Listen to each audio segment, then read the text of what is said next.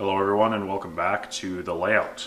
Today we are going to be doing a bit of a layout tour as requested by some of my viewers, and I know this video has been kind of a long time coming, but hopefully today people will have a better understanding of how the layout works and how it's configured and how it operates. So without any further ado, let's jump into it. So a few things about the layout in particular. I started this layout, this is actually the second layout that was in this room. The first one, if you go way back in my channel, you'll find it was basically a series of 8 by 4 foot sheets of plywood all tied together, and it really didn't utilize the space as ideal as I have on this second rendition, which is exactly why I tore down the first layout and built what you see here today. The layout consumes the entire room, and the room's about 38 feet long and about 16 feet wide. And as you can see, I have built a double level layout which goes all the way around the room, and then actually on the other side of this center peninsula, there's more layout, which are the branch lines and the grade up to the second level. So even though this is my second layout in this room, I've learned a ton from constructing this one. And essentially the track work is primarily Atlas Code 83 Flex Track, with the exception of the upper level branch line, which is actually a very recent addition to the layout, which some of you have seen before. That branch line used Pico Code 83 Flex Track, so a little bit of variation. And then across the layout there is a whole variety of different turnouts that I've used. In this yard section here, I've used the microengineering track ladder system. Some of the mainline turnouts are Walther's Shinohara Code 83, and then about halfway to completing the track work on this layout, I switched to Pico. So there is a ton of Pico Code 83 turnouts, number 6 and number 8 turnouts, and some curved turnouts. And I found that I've had the greatest success with Pico turnouts. So that's what I started to use and what I've used ever since, and everything runs pretty flawlessly. So as mentioned, this is the second layout in this room. I actually started this layout in October of 2015. So we're in April of 2024 now. So we've been working on this layout for quite some time. And what you see here today is exactly how the layout has progressed. So relatively slow progression in kind of the grand scheme of things, but definitely happy how it's turning out so far. So when I originally planned this layout, I did not account for the need for hidden staging at all. So they're a little bit of an afterthought. So I did go ahead and add additional hidden staging on the layout, one of which is complete and the other one is still under construction, and we'll show you how those sort of tie into the operations of the layout later on in this video. Additionally, when the layout was first constructed, I did not account for the need for a helix, so that too was also a bit of an afterthought, and I'll show you where that is hidden and how that ties into the operations of the railroad. So as mentioned, and is clearly obvious, the layout is a double level construction with a center peninsula. I've basically framed a wall here for the center peninsula of the railroad, and it is designed for both point-to-point running as well as continuous running. For the most part, I operate the layout as a point-to-point railroad just for operation's sake. But when I'm up here working alone, I can have the option to do continuous running. So for the layout controls, I use Digitrax. I've used Digitrax since I've got into the hobby. I've just found it's the kind of the tried and true method for my application, and I've been very successful with it. So in the middle there, you'll see the Digitrax power supply, which then feeds power to the DCS 240, which is my main command station, which I just upgraded recently. And then I also have a kind of a booster, which is the DB150. The layout is split into 8 different power grids, so that can ensure smooth running. So if somebody shorts in the lower yard, it's not going to interfere with really any of the other operations across the layout, and that's just these panels back here. So one last thing here before we kick off the tour. This is a freelance layout, but it takes heavy inspiration from the railroad operations that I grew up around in British Columbia. So the lower level is supposed to be kind of the lower mainland, where you have the main yard as well as a lot of industry, and then the upper level is more scenic running, similar to what we would find in the Fraser and Thompson Canyons. So starting off here at the intermodal terminal, this is where all the intermodal trains kind of terminate on the layout. That said, I have plans to make this kind of a multi-purpose terminal or hybrid terminal, where I would have inserts that I can insert onto the layout, so I could switch it from intermodal or potash or coal unloading, as I have a lot of unit trains on this layout. Wrapping around here, you can see in the background there, that's actually the main line that goes up to the second level, but we'll get to that later. The layout wraps around and into the main yard. So basically trains will come into the main yard, especially unit trains or intermodal trains. They'll first stop in the main yard, and then a transfer service will transfer all of the cars over to the intermodal yard. So this is the main yard on the layout. It's the largest one. There's 2 yards, well, 3 if you include some of the staging, but in any case, this kind of takes inspiration from Thornton Yard, and you will notice that I don't really have any names for certain locations on my layout. It's something that I've been meaning to get into, but just haven't done or come up with a good way to accomplish that. So lots of traffic in this yard, and especially the main diesel shop. So I have 3 repair shops. I have ready tracks here as well as fueling tracks there, and it is double-ended, kind of similar to what you'd see for more realistic operations. And then there's a bunch of arrival departure tracks along the back there, as well as some classification tracks up along the edge here. These are the shorter ones. You store a lot of the other various freight cars, as the arrival departure tracks kind of fill up with the unit trains. And then way at the end of the yard here, I have what I refer to as the heritage shops. So some different heritage equipment sitting there, and eventually this will be done up real nice with the turntable, some vintage power, as well as some vintage passenger sets. That's just an older Rapido Canadian in the script set. So I have that kind of staged there. Nice way to showcase it on the layout. And that was actually an idea that one of my friends gave me, is to do a heritage shop. So it's a nice touch. Wrapping around, originally had, well, actually 3 swing gates on this layout. I took one of them out, which was at the end of this branch line. I took it out because it was more of a hassle more than anything. So the solution to that was just to remove it. And now I have actually only got 1 swing gate, which is the lower level, because the upper level gate I just screwed shut for smoother operations, because it was starting to turn into a bit of a headache.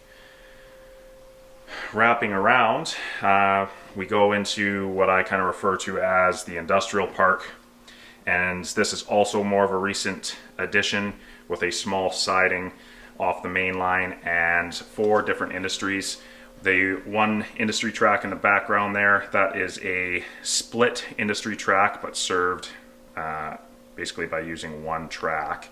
So it'll be some sort of warehouse at the end, as well as a plastics facility near the front. And then just rotating back over here, we have a propane supplier, as well as a Home Depot, I guess Home Depot supply warehouse. So the layout is double tracked for a majority of the lower level, with the exception of what we're going to come up to next, which is basically the other end of the intermodal terminal. The double main ends right at this set of crossovers. It becomes single track main line to wrap around for the continuous running into the yard, and then this second main actually splits off and begins a gradual climb to the upper level, wraps around the corner here and in through the backdrop where it goes into the helix, which I'll show you next. And the helix, because it was a bit of an afterthought, is actually kind of split between 2 different rooms, so I have to access it through 2 different areas. The majority of it is in a separate utilities room where I'm able to access the majority of it, but for this side of the layout, I created a little pull-out out of masonite hardboard, which gives me access to a good portion of the helix on this side. And then this piece here also is removable, which gives me even more access. So once trains enter the helix from the lower level, they come out into this utilities room where you can see I've built a quick 2-loop helix, which is actually going to be underneath the staging yard, which connects to the upper level. So you can see that the staging yard in here is still under construction. It's a reverse loop staging yard with multiple tracks, and we'll hope to have that finished up somewhat in the near future. So when you first enter the room, on the left you have the grade up to the second level, which provides a connection to the lower level as well. And then on the right you have the upper and lower branch lines, which we'll get to a little bit later in this video. So after the train is done climbing the helix, it pops back out onto the opposite side of the peninsula, where you can see I've done a lot of rock carvings. Comes out of a tunnel across a large bridge here, which will eventually be a steel viaduct, into some eventual snow sheds and slide sheds, through a tunnel out the other side, and then there's a siding about halfway up to the upper level. And once you make it through the siding, you're pretty much at the upper level. So as you can see, the upper level has 2 tracks here. This is basically just the connecting track to complete the continuous running for the upper level. The main line for a majority of the upper level is just single track, so there's another siding here which you'll see shortly. But we wrap around, and you can see a majority of it is scenic running. The industry here is actually a transload facility. This is not accessible from that main line. So you basically have to do a complete loop around the upper level before you're able to access this industry, which is often serviced by a local working out of the main yard. And what I mean by that is, if we come back here, the main line that just finished climbing the grade ties into a switch here, which is the switch that allows continuous running to the upper level. And the main line to the upper level does not connect to this track before then. So you basically have to work out of the upper level yard to access the switch to service the industry. So continuing on the main line here, you can see that there is a local there going towards the branch line eventually, and it is in the siding for the upper level. And this is the shortest siding on the layout, so the shorter train will often have to take the siding here. And once you're through the siding, it goes back to single track through some more curves into a tunnel. And then once you get through the tunnel, it wraps around the room here. And real quickly, while we are here, I've shown you the upper level staging yard in the other room there. This is eventually, and as you can see, it's very much under construction. This is the access points to the upper level staging. So essentially, one track will go through that hole, another track will go through there to complete the reverse loop. There'll be a switch here, which ties into the main line at this switch here. So kind of an interesting point about the upper level staging yard, and this is mainly just from an operational standpoint to increase the length of runtime an operator will have to complete to get across the layout. When they come out of staging, it ties into the main line, which then goes across this bridge, and then there is a switch to access the upper level yard. Well, this switch here and this switch here are tied in to the same toggle here.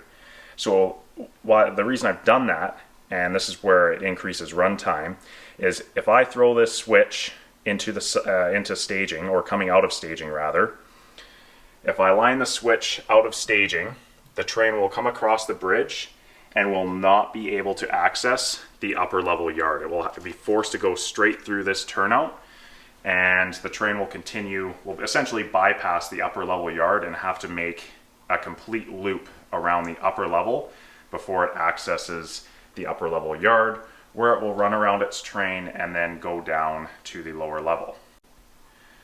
So now that we're at the upper level yard, this yard kind of takes a theme from Boston Bar, where there's a lot of crew changes and not really a whole lot of trains stored other than for staging. However, took a little bit of modeler's license, and there is a local that operates out of this yard for the upper level branch line, which we'll go show you here shortly. So it is a busy yard, lots of trains come up here, terminate, and then essentially the operator will run around their train and take it back down to the lower level, or take another string of cars. Eventually, in the background here, to accommodate for trains coming and going out of staging, there will be an additional track back there where the via is. That'll just basically give me another siding where trains can meet in order to get in and out of staging. And then at the far end of the yard, before we return to the upper, previously was a swing gate where trains come up the grade. We have a bit of like an engine servicing, refueling track. Nothing major going to happen here in terms of locomotive shops or anything. It's just kind of a locomotive storage track so that the yard doesn't get bogged down with power. So now I'm going to give you a tour of the branch lines on the layout. I have one for the upper level and lower level, and they both split off of the main line at basically approximately the same location there. So starting with the lower level branch line, you can see it splits off the main line, and then there's actually another turnout back there which splits off to the under level staging, which I'll show you here in just a moment. But for the lower level branch line, comes through a brief street running scene, rounds the corner, and it goes straight into a grain elevator, which is also another busy industry on the layout. Lots of grain gets switched in and out of here. So basically you got two arrival tracks for loads. Then once they're unloaded, the cars get shoved down towards the end of the siding, where a local will come up and retrieve those empties before returning to the main yard. You can see below there, I'll explain that just shortly. That's the underlevel staging. And then continuing all the way down here, we have the pulp mill. And interestingly about the branch lines is they both kind of tie into one another, and I'll explain how that works here after I show you the upper level branch line. But this pulp mill has basically two arrival departure tracks for inbound, outbound freight. You have the finished pulp cars are loaded here with paper product, liquid chemical unload there. This will be the wood chip load and unload tracks for both loads waiting to get unloaded and empties once they're emptied. And then a series of liquid chemical and dry chemical products that get unloaded in these tracks, as well as a bit of a switch lead, which leads towards the entrance to the layout room. So the lower level staging branches off from the branch line and comes down to what we see here. This is a very small staging yard. It fits about 3 trains worth of cars with additional locomotive storage as well. And essentially how this ties into the layout is I have BNSF actually operates this section of the layout. And what it's supposed to represent is kind of off layout cars that come up from the United States. So the BNSF operator will bring cars up to and from this staging yard, and it's a stub end staging yard. So I'll show you how that works. Basically, trains that come up from here get interchanged in the lower level yard only, with the exception being the crude oil train, which basically has a power swap and continues on across the layout. But for all the mixed freight and grain, the cars from this section of the layout only ever make it up to the lower level. So there's 4 tracks total, 3 for storage, and then the empty one in the front is actually a runaround. And how this operates, because it is a stub end yard, is when trains come down to the staging yard, the crew will basically select the next set of cars that will come up to the layout and line their train into that siding, which will then push the set of cars down through the turnouts at the other end of the yard. And you can see I have installed a very long switch lead that goes underneath the pulp mill.